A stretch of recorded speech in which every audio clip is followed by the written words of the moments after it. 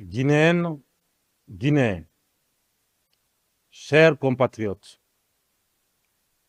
à la veille de la nouvelle année qui s'annonce, je voudrais exprimer au peuple souverain de Guinée, y compris nos compatriotes établis à l'étranger, aux compatriotes alités et qui souffrent, aux frères d'armes en mission pour défendre la liberté et la démocratie, au personnel diplomatique accrédité dans notre pays, aux partenaires techniques et financiers ainsi qu'aux communautés étrangères qui ont fait le choix de vivre parmi nous, mes vœux de bonne et heureuse année 2024. Je souhaite à toutes et à tous une année de paix, de prospérité et surtout de santé, afin de poursuivre ensemble dans la sérénité la concrétisation de nos aspirations profondes pour notre pays. À tous les peuples du monde éprouvés par les conflits et diverses tensions, je renouvelle la sympathie et la solidarité du peuple de Guinée. En cette année qui s'achève, je réitère solennellement mon attachement indéfectible à la promotion du vivre ensemble, du dialogue et de la paix, ainsi que mon entière disponibilité à toujours apporter ma pleine contribution à l'avènement d'une Guinée émergente, plus solidaire, plus sûre et tolérante. Nos succès et nos satisfactions durant l'année écoulée suffisent à nous motiver pour en faire davantage et espérer mieux durant les 12 prochains mois. Nous sommes conscients des défis à relever. Cependant, il est évident que de manière générale, nous nous sommes améliorés en 2023. Et je voudrais vous exprimer ma fierté d'avoir contribué avec vous à cette avancée positive. L'apport de l'ensemble des Guinéens, des partenaires et amis de la Guinée est d'une importance capitale car c'est la somme de toutes nos contributions au bien-être du pays qui façonne le devenir de notre nation. Je vous exhorte à magnifier et à ne jamais douter de l'avenir radieux de notre pays. Guinéennes, Guinéens, chers compatriotes, des avancées considérables ont été réalisées dans notre processus de rétablissement du vivre ensemble. À titre d'exemple, les concertations initiées au lendemain de la prise des responsabilités par le Comité national du Rassemblement pour le développement, en passant par les journées de pardon-vérité, le cadre de dialogue inclusif interguinéen et tout récemment la chaîne de solidarité mise en place spontanément pour venir en aide aux victimes de l'incendie du dépôt des hydrocarbures survenu à Kaloum sont une parfaite illustration du progrès accompli. C'est l'occasion pour moi d'adresser une fois de plus mes condoléances aux familles éplorées et de remercier les structures spécialisées, en particulier les forces de défense et de sécurité, les unités de secours pour les efforts consentis pour sauver des vies et les pays amis pour leur soutien et leur solidarité en faveur de notre pays pendant cet incendie dévastateur. La cohésion sociale, qui est une dimension cruciale de la transition, mérite d'être renforcée davantage et préservée afin de maintenir notre pays dans le concert des nations qui inspirent admiration et considération. J'en appelle au sens élevé du patriotisme et des responsabilités de chacune et chacun pour se mettre au-dessus de toute considération partisane, afin de faire de notre pays une concentration de force et d'intelligence, un tout, un bloc riche de sa diversité pour bâtir un avenir meilleur. L'apport à l'œuvre de construction de la Guinée nouvelle nécessite de chacun et de tous d'avoir davantage confiance en notre pays et d'être mus par la certitude que les fruits des efforts collectifs seront redistribués à tous. C'est ce qui justifie, et je tiens à le saluer, le protocole d'accord concluant entre le gouvernement, le patronat et le mouvement syndical qui a permis non seulement d'apaiser le climat social, mais également d'améliorer les conditions de vie des travailleurs guinéens. Ce protocole d'accord prévoit une augmentation échelonnée jusqu'à 35% sur la valeur de l'indice monétaire. La cotisation sociale, qui est une des mesures d'accompagnement, est destinée à la couverture médicale jusqu'à 80% pour les fonctionnaires et les contractuels d'État.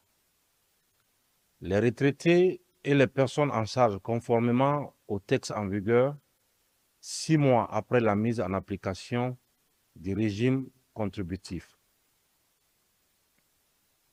Dans la même dynamique, le gouvernement, à travers le ministère du Travail et de la fonction publique, a lancé un concours de recrutement de 20 000 nouveaux fonctionnaires en vue de pallier le manque de ressources humaines qualifiées dans notre administration publique. Ces résultats interviennent après des efforts considérables d'épuration du fichier de la fonction publique. Toujours dans la dynamique de satisfaire la demande sociale, depuis 2022, l'État a consenti des budgets significatifs destinés aux investissements sociaux.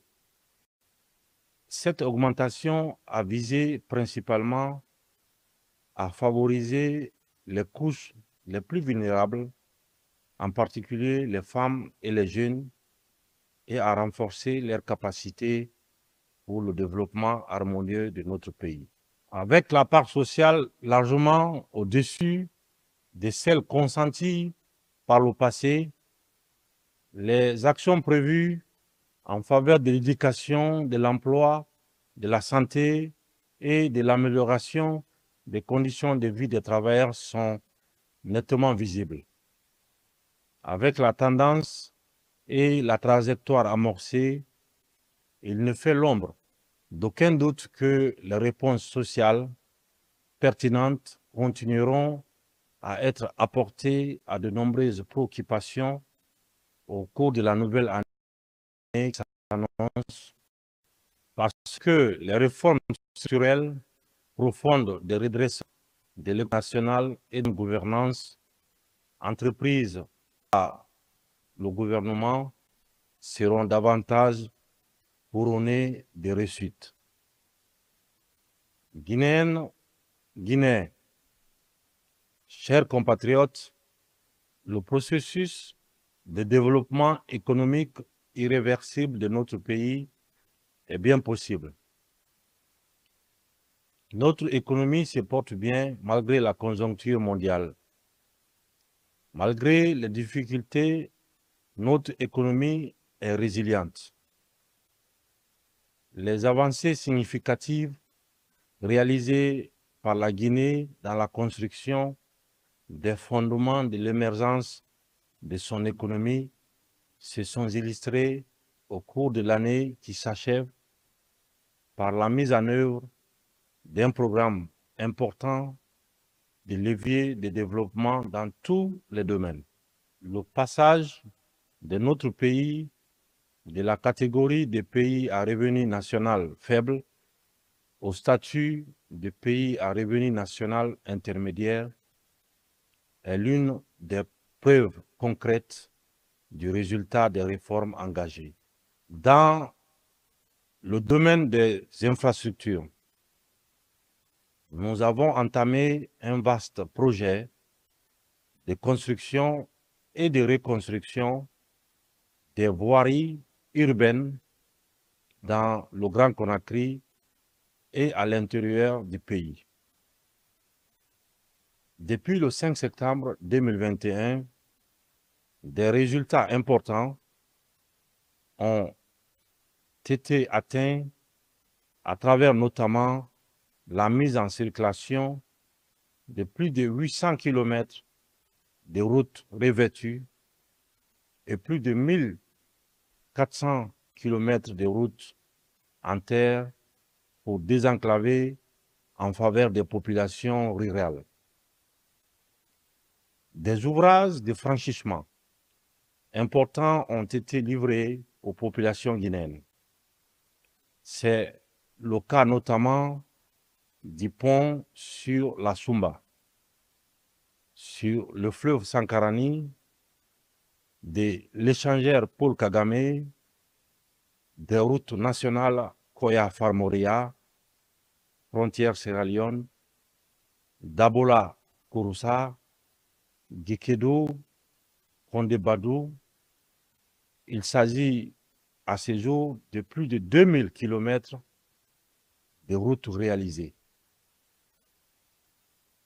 D'autres projets plus importants seront finalisés à Conakry et à l'intérieur du pays, à savoir les échangeurs du kilomètre 36 et de Bambeto, le pont unique à péage de Tanene, la route Kankan-Mandiana, les voiries urbaines à Conakry et de l'intérieur du pays.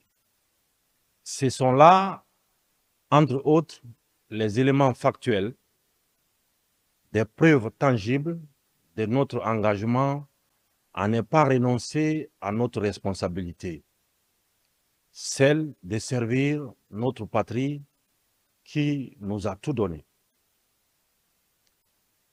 Notre volonté patriotique s'étend également au secteur de l'agriculture et de l'élevage, dont le budget a été considérablement augmenté pour faire face aux enjeux stratégiques de sécurité alimentaire.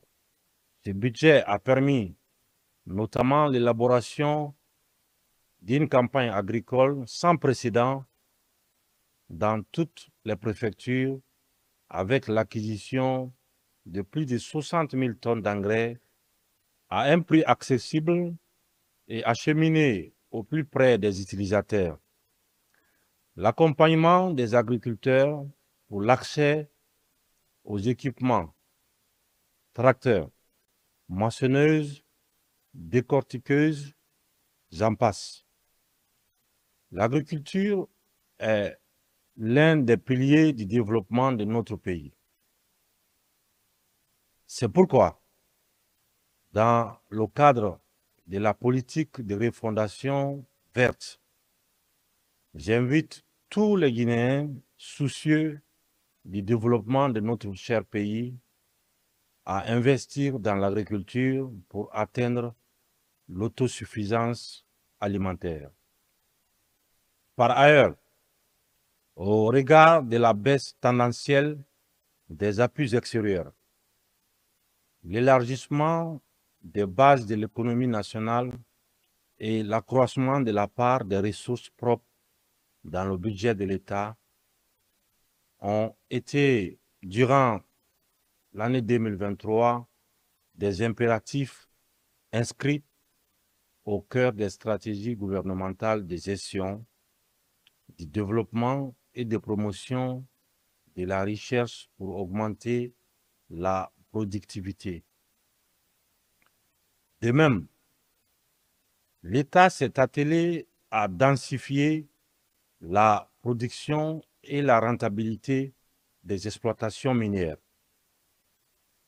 L'approbation définitive du financement du projet Simandou, estimé entre 15 et 20 milliards de dollars par la Chine à travers la NDRC, est un exemple éloquent.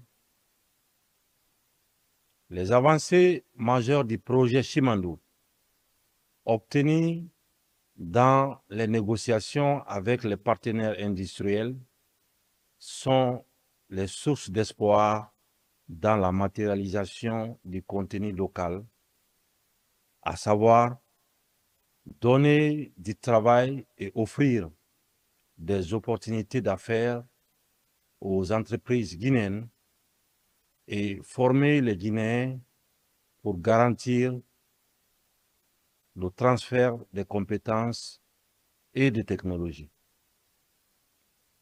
Guinéennes, Guinéens, chers compatriotes, la mise en place des institutions fortes qui résistent au temps et à la tentation des hommes reste et demeure l'un des objectifs clés de cette transition. Le mandat des conseils communaux étant arrivé à terme dès le premier trimestre de l'année 2024, des délégations spéciales seront mises en place sur toute l'étendue du territoire national pour poursuivre les efforts considérables de retour à l'ordre constitutionnel par l'organisation des élections libres, démocratiques et transparentes de la base au sommet en respectant les 10 points du chronogramme de la transition. Au cours de la nouvelle année, sera soumise au référendum une nouvelle constitution qui nous ressemble et qui nous rassemble, une constitution approuvée par le peuple qui n'est pas du copier-coller, mais une constitution qui s'inspire du passé pour bâtir ensemble notre avenir. Au cours de l'année qui s'achève, notre société a été le socle de débats pertinents sur des sujets à caractère politique ou sociétal.